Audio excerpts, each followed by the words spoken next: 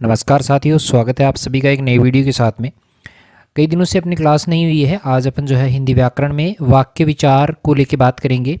पूरा का पूरा आज जो मैटर रहने वाला है वो अपडेटेड रहेगा, यानी न्यू पैटर्न के आधार पे जो है वो यहाँ पे टॉप 2020 सीरीज़ हम लेके आए हैं और नया पैटर्न रहेगा। आपने देखा होगा 2026 में जनवरी में जो एग्ज़ाम लगी है, जो रीट मेंस की एग्ज़ाम लगी है, उसमें किस तरीके के प्रश्न आए हैं उसको ध्यान में रखते हुए यहाँ पे जो ये प्रश्न तैयार किए गए हैं। फर्स्ट ग्रेड सेकंड ग्रेड दोनों के लिए मोस्ट इम्पॉर्टेंट क्लास रहेगी। सीटेट है या आप सीटी की एग्ज़ाम दे रहे हैं, या रीट अगर आप जो प्री की एग्ज़ाम लगती है उसके देते हैं, या फिर एसआई की तैयारी करते हैं, सबके लिए वाक्य विचार मोस्ट इम्पॉर्टेंट टॉपिक है। 20 क्वेश्चंस लेके आए हैं। आप कितने सही कर पाते हैं वो अभी आप देख लीजिएगा। चलिए शुरुआत करते हैं पहले सवाल से। पहला हमारा जो सवाल रहेगा कि जिन शब्दों में लिंग, वचन, कारक आदि के कारण कोई परिवर्तन नहीं होता है उन्हें कहा जाता है। सिंपल क्वेश्चन है। आगे बढ़ के बढ़िया बढ़िया क्वेश्चन अभी आने वाले हैं, आप बने रहिएगा साथ में। तो यहाँ पे लिंग, वचन, काल, कारक के कारण जिन शब्दों में परिवर्तन नहीं होता है उनको कहते हैं हम अव्यय। क्या कहते हैं? अव्यय कहते हैं। 4 नंबर ऑप्शन अपना राइट हो जाएगा। अगला सवाल देखिएगा कि ध्यान पूर्वक जो शब्द है वो किस प्रकार का है। पहला ऑप्शन है परिमाणवाचक क्रिया विशेषण, दूसरा है कालवाचक क्रिया विशेषण, तीसरा रहेगा स्थानवाचक क्रिया विशेषण और चौथा है रीतिवाचक क्रिया विशेषण। आपको पता होगा कि ध्यानपूर्वक देखना, जैसे हमारे यहाँ आया कि ध्यानपूर्वक, आप ये लगा लीजिएगा ध्यानपूर्वक देखना। तो देखना क्रिया है और क्रिया के पहले इसको लगाया है, तो क्रिया के पहले लगाकर देखा है, तो यहाँ पे रीतिवाचक क्रिया विशेषण जो है, यानी इस क्रिया की जो है तरीके को ध्यान में रखते हुए ये शब्द आया है, तो यहाँ पे रीतिवाचक क्रिया विशेषण रहेगा। चलिए अगला सवाल है कि जिन शब्दों में प्रयोग के अनुसार कोई परिवर्तन नहीं होता है, यानी प्रयोग करते हैं और फिर कोई परिवर्तन उनमें नहीं होता है, उसे क्या कहा जाएगा। यानी परिवर्तन नहीं होने वाले शब्दों को कहते हैं हम अविकारी शब्द। एक अन्य नाम भी इसका याद रखिएगा, वो है अव्यय। अव्यय और अविकारी जो शब्द होते हैं वो दोनों एक ही होते हैं। अगला सवाल है कि क्रिया विशेषण कौन सा शब्द नहीं है। क्रिया विशेषण का कौन सा शब्द यहाँ पे नहीं है? पहला है समकालीन, दूसरा है ध्यानपूर्वक, लगातार, प्रतिमा है। आपको पता होगा कि प्रतिमा है जो है वो यहाँ पे क्रिया विशेषण है, लगातार भी यहाँ पर जो है क्रिया विशेषण है, ध्यानपूर्वक का मैंने अभी बताया था उदाहरण, ये भी क्रिया विशेषण आता है, लेकिन समकालीन जो है वो यहाँ पे क्रिया विशेषण नहीं है। तो यहाँ पे हमारा 1 नंबर ऑप्शन राइट हो जाएगा। नेक्स्ट क्वेश्चन पे चलते हैं कि इनमें से किन शब्दों की गणना अव्यय के अंतर्गत की जाती है। कौन से शब्द जो हैं वो अव्यय के अंतर्गत आते हैं? एक पहला ऑप्शन है क्रिया विशेषण, दूसरा है क्रिया पद, विशेषण पद या संज्ञा पद। आपको पता होगा ये तीनों जो है वो कहलाते हैं विकारी शब्द। इन तीनों को कहते हैं विकारी शब्द, यानी इनमें लिंग, वचन, काल, कारक आदि के कारण परिवर्तन आता है, इसलिए इनको नाम दिया गया है विकारी शब्द। और यहाँ पे क्रिया विशेषण जो है वो आता है अव्यय या अविकारी। अव्यय या अपन इसको कह सकते हैं अविकारी। ठीक है। विकारी शब्द 4 प्रकार के होते हैं, जिसमें एक क्रिया आ जाती है, विशेषण है, संज्ञा है और एक और रह जाता है अपना, वो है सर्वनाम। ठीक है, याद हो गया। चलिए याद करते रहना है भाई, बढ़िया सवाल यहाँ से पूछे जाते हैं और गलत भी होते हैं। अगला प्रश्न है कि क्रिया विशेषण रहित वाक्य आपको बताना है जिसमें क्रिया विशेषण का प्रयोग नहीं हुआ है। क्रिया विशेषण पहली बात अविकारी शब्द है, और यहाँ पर रहित वाक्य का मतलब रहेगा कि क्रिया विशेषण कौन से शब्द में नहीं है। पहला है कि ध्यानपूर्वक सुनो, देखो यहीं पे फोकस करना है अपने को, क्रिया के पहले जो शब्द जुड़े हुए हैं उन्हीं पे फोकस करना है कि ध्यानपूर्वक सुनो, बिल्कुल सही है यहाँ पे। अब यहाँ पर तो देखो है क्रिया है, अब इसके पहले विद्यार्थी आ गया जो कि एक संज्ञा के रूप में प्रयुक्त हुआ है, तो इस वाक्य में क्रिया विशेषण नहीं है। आगे बात करते हैं कि सुबह से वर्षा लगातार हो रही है, तो हो रही है क्रिया है, लेकिन लगातार उसकी विशेषता बता रहा है, तो ये भी क्रिया विशेषण है। बात आगे करो कि वे अचानक चले गए, चले गए में अचानक आया है, तो यहाँ पे भी क्रिया विशेषण है, तो हमारा 2 नंबर ऑप्शन यहाँ पे राइट हो जाएगा। नेक्स्ट पे चलते हैं कि निम्नांकित में से क्रिया विशेषण कौन सा नहीं है। कौन सा ऐसा है जो क्रिया विशेषण नहीं आता है। पहले बात करें, देखो अनगिनत जो शब्द है वो क्रिया विशेषण में नहीं आता है, ये पहला ही ऑप्शन आ रहा है राइट। आगे भी चलेंगे, हाथों हाथ बिल्कुल राइट है, क्रिया विशेषण है। हाथों हाथ सौंप दिया यानी ये क्रिया की विशेषता बता रहा है। एकाएक चले गए, एकाएक यहाँ पे भी क्रिया विशेषण है। चुपचाप बैठ गए, चुपचाप बैठ जाना ये भी क्रिया विशेषण है। लेकिन अनगिनत जो शब्द आया है वो यहाँ पे क्रिया विशेषण नहीं है। चलिए आगे बात करते हैं कि रीतिवाचक क्रिया विशेषण से संबंधित वाक्य कौन सा है। रीतिवाचक से संबंधित क्रिया विशेषण आपको बताना है तो पहला ऑप्शन रहेगा कि यह पत्रिका प्रतिमा है छपती है। रीति बतानी है, छपती है प्रतिमा है, बिल्कुल राइट है। क्रिया विशेषण ये क्रिया विशेषण है लेकिन रीतिवाचक नहीं है।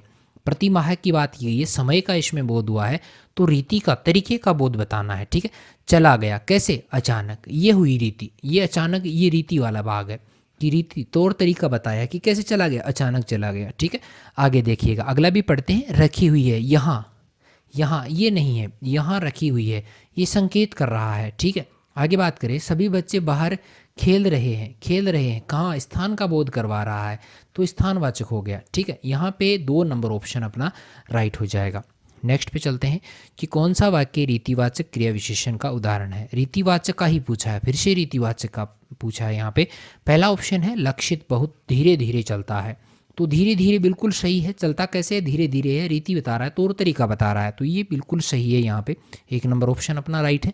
आगे भी चलेंगे कि आज मेरी परीक्षा है, बिल्कुल यहाँ पे नहीं है, आज मेरी परीक्षा है, तो यहाँ पे है, क्रिया है, लेकिन क्रिया विशेषण का कहीं पे भी कोई शब्द यहाँ पे नहीं आया है।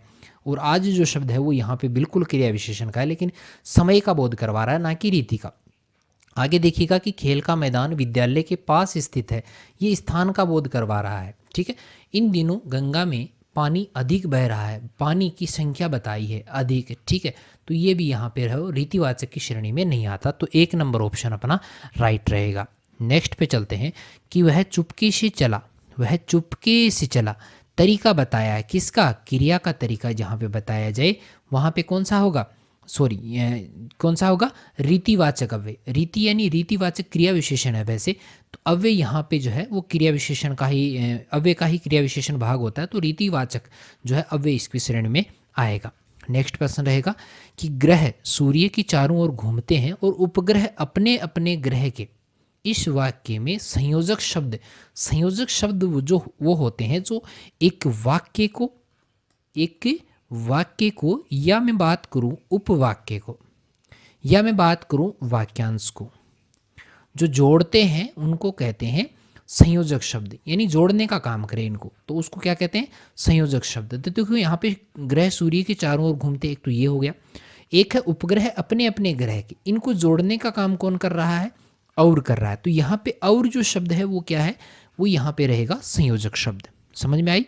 चलिए नेक्स्ट बात करते हैं, समुच्चय बोधक अव्यय युक्त वाक्य कौन सा है जिसमें समुच्चय का बोध हो, किसका बोध हो, समुच्चय का। तो देखिएगा, धन के बिना किसी काम का नहीं चलता है, बिल्कुल यहाँ पे किसी तरह का समुच्चय नहीं है, एक सिंपल वाक्य यहाँ पर दिया गया है। आगे बात करें कि नौकर गांव तक गया, बिल्कुल सरल वाक्य ये, इसमें भी समुच्चय बोधक नहीं है।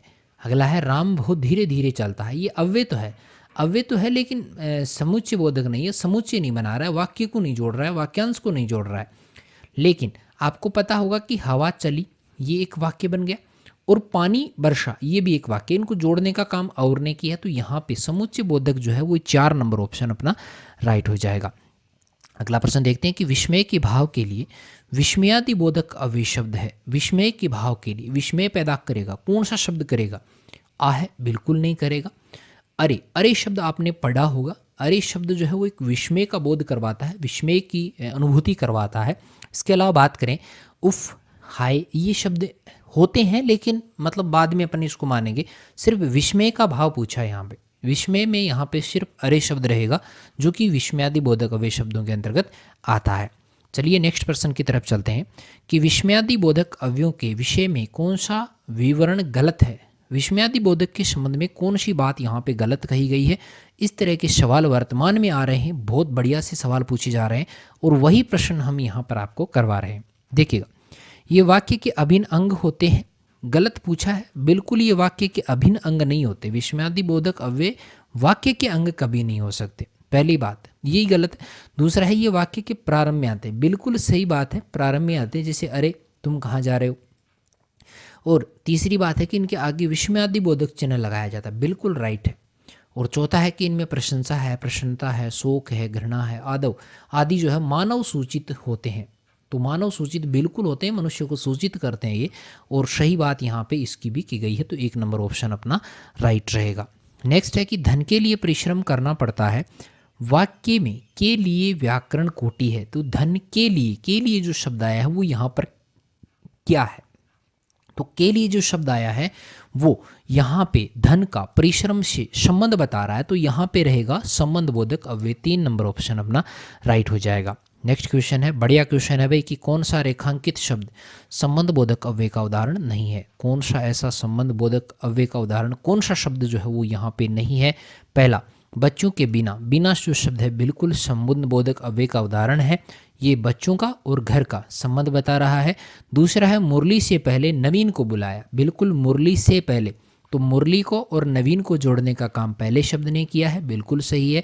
और बात करें यहाँ पे तीसरे की, कि वहाँ भी अनेक क्रूर तथा भयानक, ये जोड़ने का नहीं, समुच्चय बोधक अव्यय का ये उदाहरण आ जाता है तथा शब्द, तो यहाँ पे 3 नंबर ऑप्शन अपना गलत रहता है, ये अव्यय का उदाहरण नहीं है, संबंध बोधक का नहीं। घर के पीछे पेड़ है, बिल्कुल सही है, संबंध बोधक का ही रहता है, 3 नंबर ऑप्शन अपना राइट रहेगा। नेक्स्ट क्वेश्चन है कि निम्न में से किस विकल्प के सभी शब्द संयोजक संबंध बोधक अव्यय के उदाहरण है। संबंध बोधक अव्यय के देखो, तो है, भी है, तथा है, यद्यपि है, बिल्कुल सारे के सारे ये संबंध बोधक अव्यय के उदाहरण माने जाते हैं। इसके अलावा बात करूँ विपरीत, पर्यंत, अधीन, बिल्कुल ये नहीं है। अपेक्षा, अनुरूप, रहित, इनमें भी नहीं है। निकट है, प्रति है, द्वारा है, इनमें देखो प्रति जो शब्द आया है वो यहाँ पे गलत आया है, ठीक है, तो ये संबंध का बोध नहीं करवा रहा है, तो यहाँ पे 1 नंबर ऑप्शन ही अपना राइट रहेगा। नेक्स्ट क्वेश्चन है कि निपात का प्रयोग कौन से वाक्य में नहीं हुआ है। देखो, शहर भर में, शहर भर में, वह तो इसमें भी है, मैं भी बिल्कुल इसमें भी है, मैं घर जा रहा हूँ ताकि आराम कर सकूँ, तो ये तो समुच्चय बोधक अव्यय का उदाहरण है, ताकि शब्द यहाँ पे आया है, 2 वाक्यों को जोड़ रहा है यहाँ पे, तो यहाँ पे 4 नंबर ऑप्शन अपना राइट रहेगा। नेक्स्ट क्वेश्चन है कि संबंध बोधक अव्यय प्रस्तुत हुआ है, किस में हुआ है। जल के बिना जीवन संभव नहीं है, संबंध का बोध इसमें नहीं हुआ है। बात करें आगे, वह थोड़ा ही चल सकी, थोड़ा ही चल सकी, तो थोड़ा ही, थोड़ा जो शब्द आया है वो यहाँ पे वह और जो है इसको जोड़ रहा है, चल सकी है को, ठीक है, तो जोड़ने का काम जहाँ पे हो, 2 संबंध का बोध जहाँ पे करवाए वहाँ संबंध बोधक अव्यय होता है। अगला है कमला ऊपर बैठी है, बिल्कुल यहाँ पे कमला जो है ऊपर बैठी है, ये संबंध बोधक का उदाहरण नहीं है।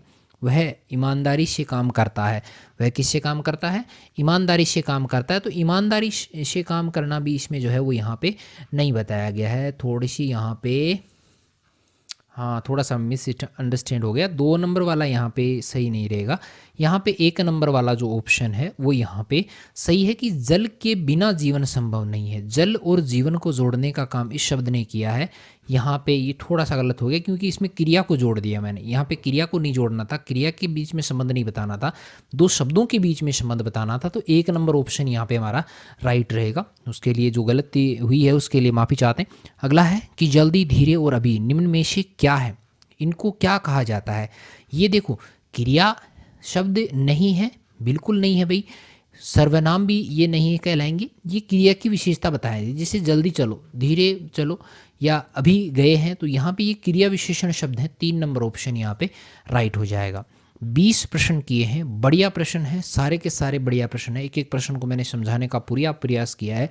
अभी कारण और कथन वाले प्रश्न भी जो है नेक्स्ट वीडियो में लेके आएंगे, बिल्कुल बढ़िया वाले वीडियोज़ आपको मिलेंगे, बढ़िया वाले प्रश्न आपको मिलेंगे, जो कि कहीं ना कहीं आपने देखा होगा, हमने 4th ग्रेड की जो मेरिट बताई थी वो भी बढ़िया बताई थी। हमने जो है हमारे चैनल पे जो व्याकरण के वीडियोस डाले उनमें से भी ढेर सारे प्रश्न जो है वो यहाँ पे रीट मेंस एग्जाम में पूछे गए हैं, तो बिल्कुल आप हमारे साथ बने रहिएगा, बढ़िया प्रश्न यहाँ पे आपको मिलेंगे नेक्स्ट वीडियो में। तब तक के लिए धन्यवाद।